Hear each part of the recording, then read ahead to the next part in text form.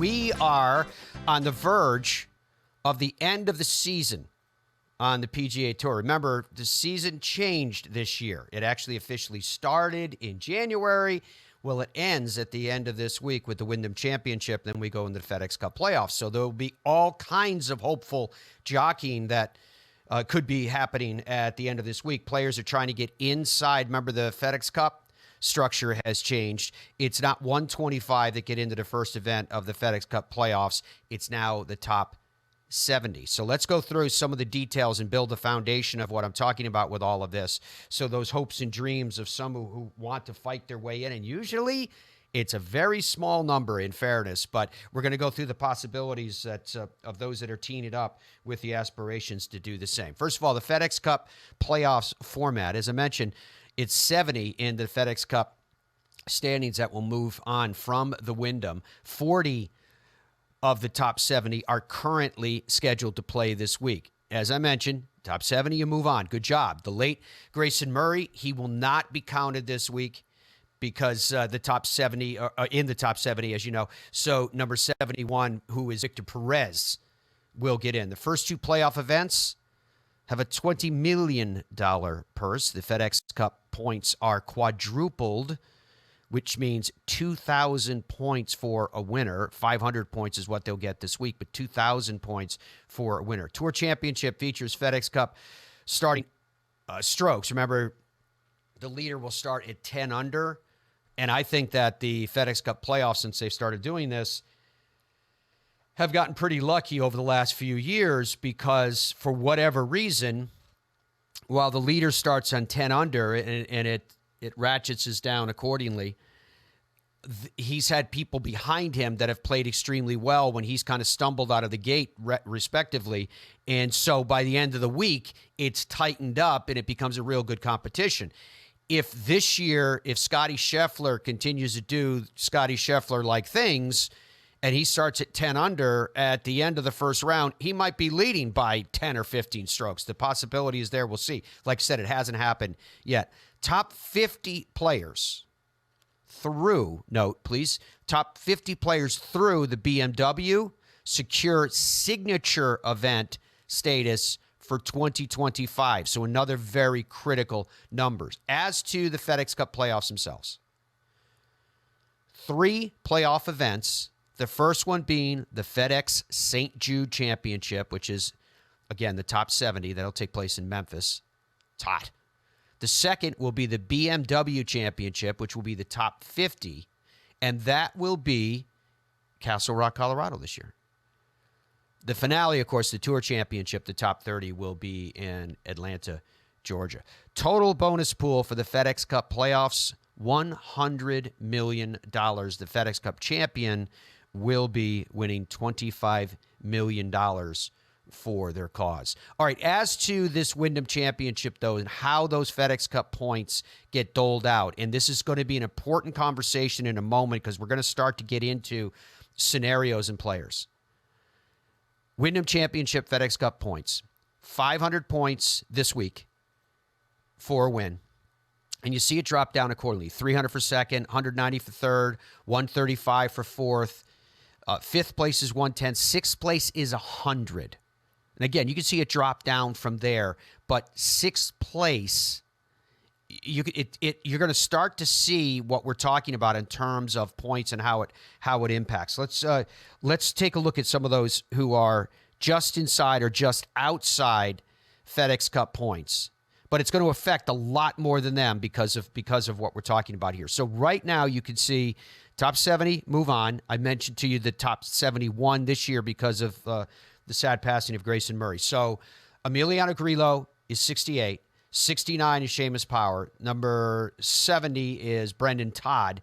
71 is Victor Perez. So the first question is, you can see their point totals to their right. The first question is, what will the point total be then that will probably get you into the FedEx Cup playoffs? My guess is because 40 of the current top 70, call it 71 if you please, but 40 of them are in the field in the Wyndham. So 40 of them, and you can presume, for the most part, rightfully so, that of those 40, the vast majority are in the lower part of those that are currently qualified. The reason I'm bringing that up is those players are going to accumulate points this week, clearly, obviously, right? And so by getting points this week, it's going to change the mile marker on where we finish and how many points you currently need to get in, which is about 633 currently. There's Andrew just put the graphic up there of notable players that are in the field. Minwoo Lee, Shane Lowry, Taylor, Spieth, Harmon, Horschel, Rose, McIntyre, Bradley, Young, Im, and Berger. Save for Berger, mostly everybody else in that list are high up.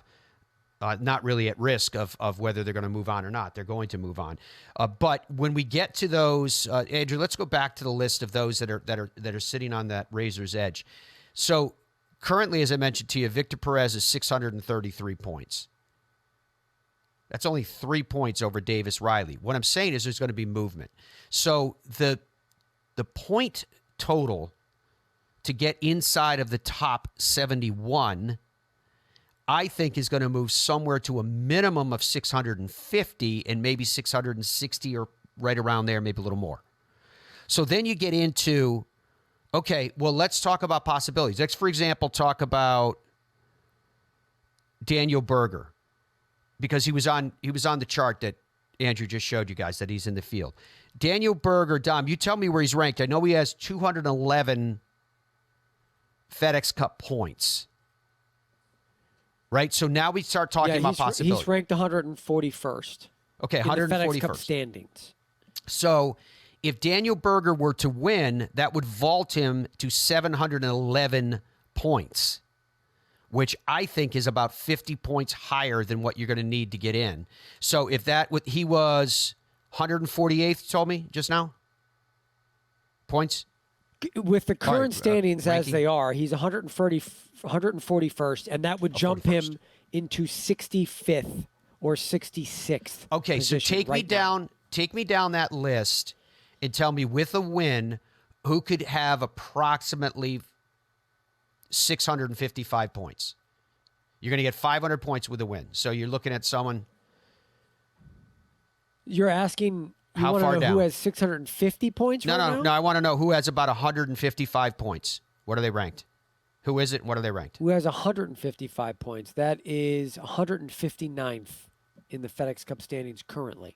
Who is it? That's Trace Crow, Ches Reavie, Joe Highsmith, Ryan Brem, Wes Bryan. Those guys are all like 150, 160, 170 in terms of points. I've got to assume that most of those guys are in the Wyndham Championship this week. We'd have to get the field list up. I mean, obviously, there's well over 100 players in the field, so we'd have to double check some of these names. But I don't agree with you entirely. I actually don't think, because if you have 150 points and you win, and you have 650 points, I don't think that gets you in. But the current number is 633, so you're saying it's not going to go up by 17 points because of the points accumulated by everybody that's in front currently. I'm saying it's going to go up more than that. You think so? Would be my guess. I think the get in number, it might be more like 680. Well, you remember this is a full field, so you have to get past the cut. So not everybody that's in the top, and it's really top 71, but not everybody that's in that number is going to make the cut. The points are going to accumulate to those that make the cut, and there's only 40 of that 70 that are currently exempt or currently playing.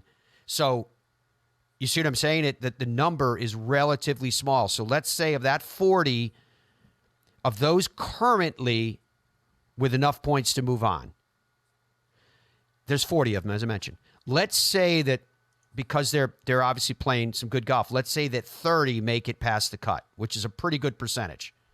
It's 3/4 of that 40, right? So that means that there's only 30 people that are going to be adding additional point tallies to that. And Andrew, put up your notables again, if you would. There's only 30 that are going to be adding additional point tallies.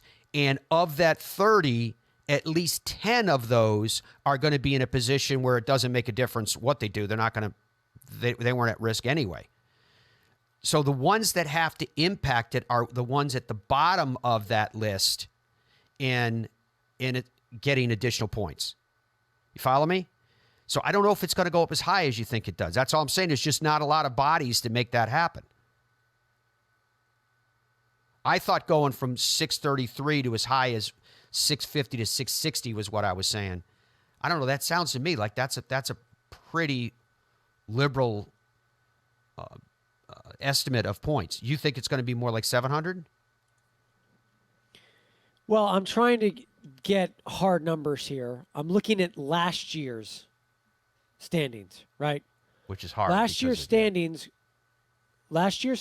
it doesn't matter exact number of points. To me, it matters like how many total FedEx Cup points isn't relevant. What's relevant is the difference in points, right? So last year, heading into the Wyndham, the man on number 70 was Austin Eckroat, and he had 594 points. All right? Which now let me look at 39 after the points Wyndham. less than this year. I don't care about that. That's not what I'm getting at. Give me a second. Okay. So this is through, it's got to load. Hold on. This is through. And that makes sense too now that I'm thinking about it because it's less than this so year. So 70 was, what is the number I gave you? What is the number I gave you? 594? Yeah. So Ben Griffin got on the number at 617. I'm very bad with math. What is that? This is embarrassing. I'm in like second grade right now. What are you trying to figure out here, Dom? The difference? The difference is 23 points. Yeah. So the difference between through the Wyndham and before the Wyndham last year to get into that number, right? Yep. Was about 23 points. Roughly. Yeah. So if you're looking at the numbers right now, like it's warped this year because you have the signature events and all the rest. So that's why there's more points total. The guy who's on the outside looking in but the year difference in would have been in points last between year. the 1 week is all that's relevant. So you're asking how much movement can there be? Like, what is that number going to be? And 71 right now is 633, and last year it was 23 points more is what got you inside that number, an additional 23 points roughly. So that would mean 660 would be exactly the number. what I said. I know, but now I have stuff to back it up. I was wrong, but now we actually did some real math and looked at some previous information, and now we have real hard numbers here. And we'll see. And so again, it can 660 vary. is probably the number. Yeah, because as I mentioned, you've got, you saw the notable list that Andrew put up there: Nick Dunlop, Harris English, Lucas Glover, Brian Harmon, Billy Horschel, Sanjay M, Matt Kuchar, Gary Woodland, Will Zalatoris, plus those on that graphic there for those of you on the TV side that are going to hit it. Wyndham Championship, it's the final event, as I mentioned, of the 2024 regular season of PGA Tour. Top 70, as it were, top 71 a FedEx Cup eligibility list will advance to the 3-week PGA Tour playoffs, the FedEx Cup Playoff, so monikered. It culminates, of course, with the Tour Championship. That will be August 29th to September 1st. This event, the Wyndham Championship, is one of the oldest in the PGA Tour. The Wyndham Championship began back in 1938 as the Greater Greensboro Open. It was won by Sam Snead that year. That was the first of, wait for it, 8 wins by Sam Snead at that event. That 8 winning mark is a mark that he shares with Tiger Woods at an event. Tiger Woods did it multiple times. Yeah, I was asking Dom about Lucas Glover. Let me just tell you the last 5 winners of the Wyndham Championship. 2019, it was JT Poston, won at 22 under, 258 aggregate, a 1-stroke victory over Webb Simpson. In 2020, Jim Herman, remember? 21 under, 259, a 1-stroke victory over Billy Horschel. In 2021, Kevin Kistner won on the mark of 15 under, 265 aggregate. He did it in a playoff, and his playoff victory was over Brandon Gray, Siwoo Kim, Kevin Na, Adam Scott, and Roger Sloan. In 2022, it was Tom Kim, won at 20 under, 260, a 5-stroke victory over John Huh and Sanjay Im. 2023, Lucas Glover won at 20 under, 260 by 2 strokes over Benny An and Russell Henley. And so, yeah, it was last year that was the first year of the top 70 move on. It was 2023. And so, Dom, take me through Lucas Glover, because from what I remember with Lucas Glover, it's the exact scenario we were just talking about. And we'll go through the numbers again with you. But from what I remember with Lucas Glover, he had to fight and claw his way with that victory to get inside of the 70, and he had to keep fighting his way when he won the next week. Remember, he won 2 weeks in a row. It's another whole story about the fact that he won 2 times in a row in the month before the Ryder Cup and didn't make the Ryder Cup team. However, what he did was pretty amazing to me because of the way that he really had to fight his way to keep going. Yes, that's 100% sure. He was 112th heading into the Wyndham, into the Wyndham last year. So he made that huge jump with the point totals we're talking about, and he got into the playoff event because last year, like you mentioned, was the first year of top 70 get into the playoffs, and he did that. And so he jumped to, I think it was 49th, from 112 to 49. So he got into the playoffs. And because of the point system, which we talked about being like quadruple points, right? He won the first playoff event, the St. Jude event.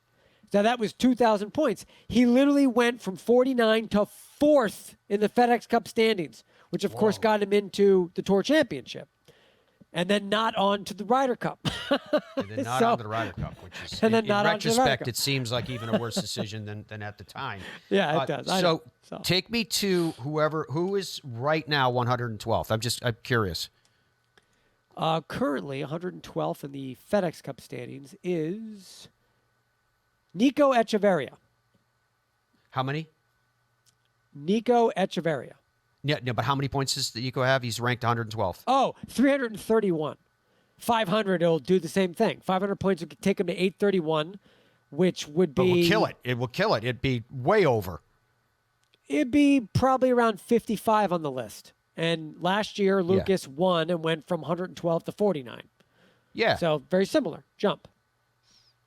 So that's, again, like I mentioned earlier, there's a lot of... If you're talking about winning the golf tournament... That brings in a lot of people in this field. If you're able to win this golf tournament, you can go way down that FedEx Cup points list, and you can make that jump into the playoffs if you win this golf tournament. So that brings in a lot of people. Now, if you're not talking about winning, right, because these points this week are not quadrupled. So, Andrew, put the full points list thing back up where it tells you the points structure. So, when you're talking about these points that Andrew's putting up here for the FedEx Cup for this week, if you're not going to win, that shrinks down the movement a lot, Matt. And now I think we're talking about players between 65 and 78 in the point standings. That's where the movement's going to occur outside of the winner of this golf tournament. So if you're, for example, Kurt Kitayama, who's 74th. So Kurt Kitayama is 74th right now in the standings, right? Yep. He is not in the playoffs. He has 603 points. Well, if he finishes in second place, he's assured to be in. But if he finishes in sixth place, right, he's at 703 points. That is probably going to get in. That is probably like 69 on the list. So you're looking at guys who are 74th, Kurt Kitayama, 75th right now on the list, Luke List.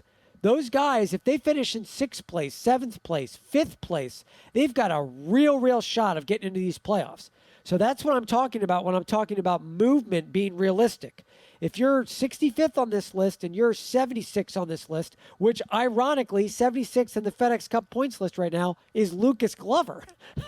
Oh my gosh. So those guys right now, if you're looking at, top 6, top 8 finish in this tournament, that might be enough points to squeak in because based on all the math that we're doing, you probably need to get 680 points. I think that's, honestly, Matt, I think that's within 5 points of the real number at the end of the week. 675, 680, 685, that is the number you need to hit to get into the playoffs. It's that number to me would be kind of like, you're almost guaranteed that you'll make it. I think it's going to be slightly lower than that, but that number you're given, because it's a little higher, will probably guarantee it. Now, if you guys remember last year, we had the drama of Justin Thomas, who you've got an entire season, and it literally came down to him needing to make a birdie on the last hole, which he didn't do. So he didn't get into the FedEx Cup playoffs. And the broader context at that time was that we thought, because he thought, that if he didn't succeed in that effort, then he wouldn't be a part of the Ryder Cup team. So he felt like, no, I have to get into the FedEx Cup playoffs, and I have to show the captain that I'm going to play well in the FedEx Cup playoffs in order to warrant a captain's pick. Ultimately, that isn't what happened, and that's not the way that it played out. He got that captain's pick regardless.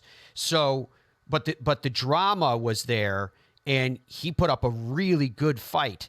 Because remember, he started playing some pretty good golf at the end of last season. He didn't make it ultimately into the FedEx Cup playoffs, so we had that long layoff before the Ryder Cup. So here's my question for you, Dom. Here's my question. If you go through, you have the list there in front of you. If you go through the list of FedEx Cup points, people who are currently on the outside looking in, big names. I don't think we have anybody that's necessarily to the stature of the JT story last year, but who do you see there that's ones that we should maybe be surprised by, but even more so to me, who we should keep an eye on to see if they get inside the number this week, if they have the ability to? I see three names that stand out to me. One of them is currently on the number, and that's Victor Perez. Coming off the emotions of the Olympics. Yeah, amazing. I would be surprised if he didn't get in. Now, again, right now he's on the number, but I anticipate him having a solid finish this week, and I think he's going to get into the playoffs. Save for the fact that he's flying back from the Olympics where he was, 6 hours ahead? I think his adrenaline's going to be pumping. I think he's going to get in. Okay. I see him getting in. I'm not worried about that. Now, the other name that I see down this list that, again, it goes right along with Victor Perez is Nikolai Højgaard. He's 80th on the list. Easy. He's at 500. He's at 532 points. I would not be surprised to see him get a top 3 finish, which should be enough to get him in. So I think that's a real possibility. And then, I actually think Lucas Glover. He's at 76. Yeah. I think Lucas Glover has got a real shot this week. He seems to play well. I don't want to get too far into the weeds here, Matt, but I have found in the years that we've been covering this, the 15 years we've been doing this show, when the playoffs roll around, doesn't matter what the number is, 125, whatever, it never ceases to amaze me how many of these guys, when their back is against the wall, yes, they just play the best round of the year. They just come up with it. Those are the guys that on Wednesday in the press conferences are crying. I'm thinking about quitting. I don't know what's wrong with my game. If I don't finish top 5, I'm screwed. And they always finish top 5. These guys, when their backs are against the wall, they play some incredible golf. So I think these guys that are 70 to 80 on this list, I would not be surprised at all through 2 rounds to see everybody in that chunk of guys inside a top 25. Yeah, they just play well. But as Dom is talking about this, the actual number that make it in and out is relatively small. Yeah, it's like 4. Isn't it usually like 4? That's the reality of it. And as it moves forward, it gets even tighter and tighter. But it does make for some really amazing golf. I'll be hosting Wyndham Championship for PGA Tour Live this week. So if you catch us on that, in fact, I'm working with Jay Townsend, which I'm very much looking forward to connecting with Jay again and spending the week watching some great golf because of that. It makes an end of the season event become really imperative. And what Dom's talking about with all of this is a glimpse into what happens. First, we're going to go into the FedEx Cup playoffs. Awesome, right? Because that is a field that gets smaller and smaller and smaller as you go. So you have that same sense of urgency from week to week with these different players. But then after that, you've got through the BMW. Andrew, you can throw that graphic back up there again because it kind of illustrates this. Through the BMW, it's going to lock down who's in the signature events for next year. Absolutely massive. Massive. But there's only 50 that number's saying, yeah, you're in. And then after that, It takes us to, oh yeah, here we go. This was from this year, top 50. Well, this is the eligibility, Matt. That's what I'm talking about. Like this is because they enacted these new rules, right? Right. And they've made this seismic shift in sort of how the tour is operating.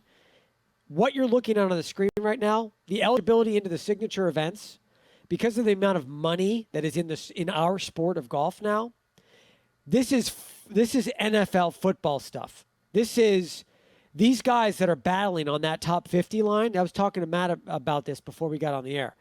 That is life-altering, generational altering stuff now. If you can get into the top 50 and guarantee signature events for next year, the amount of money that you can make could change your family and your kids' lives forever. Well, so we've heard the it from guys the trying to players. break in there.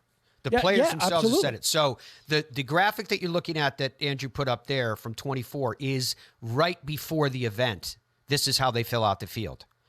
But right now, it's the top 50 through the BMW. So there's some critical stuff going on. What I was getting at with all of that is what it builds up to is what they call the FedEx Cup Fall. And that takes us into the events that end with the RSM Classic, where, as you guys know, we love the RSM Classic and we broadcast live from there. That is the period at the end of the sentence to decide whether or not, see, at this point in the season, you hear guys talking about keeping their job, not keeping their job. It depends on where you are in the exempt status. But ultimately, we don't know where any of those players are until they go through the FedEx Cup Fall now, which is what makes that time period so important and, frankly, for me, so much fun. Because will you make it into the top 125 and be exempt or not?